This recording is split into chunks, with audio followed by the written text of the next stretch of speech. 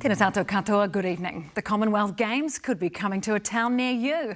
The New Zealand Olympic Committee is looking at bidding to host the 2034 Games. If successful, it would be the first Games at home in 44 years. That's an exciting prospect for Kiwi athletes. Narelle Sindos reports.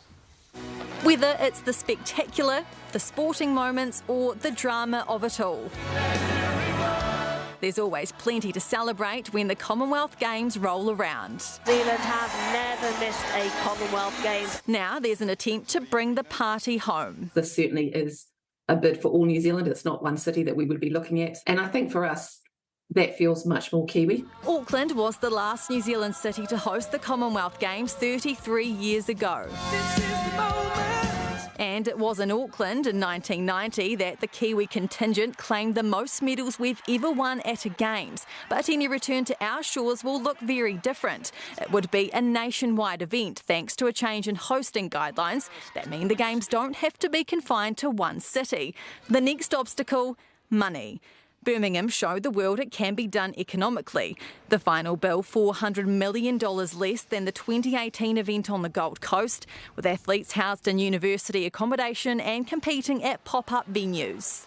It's not a cheap undertaking, but equally, if you've got nearly 10,000 athletes, officials and their supporters coming into New Zealand, then you're starting to see real economic benefit. The benefit for our athletes could also be huge. When we go overseas, we hear the Kiwis support us. So imagine if we had a whole stadium full of Kiwis, it would be like incredible. There's plenty of work to do, but crucially, the government's on board and has cross-party support to investigate a bid. If we decide to formally bid, I'm really confident it'll be a strong one. Why not? It's something that's always brought a lot of communities together and a lot of people together. I think it'd be great to have them again, yeah. Waste of money, I think. I think there's better things to spend our money on. Yes, I think it's great because New Zealand is a beautiful country and I think why not? So those competing now have an 11-year warning. I'd probably be doing lawn bowls by then. Never too early to plan for a party or a career change. Well, kia ora, Narelle, this is exciting. What are the next steps?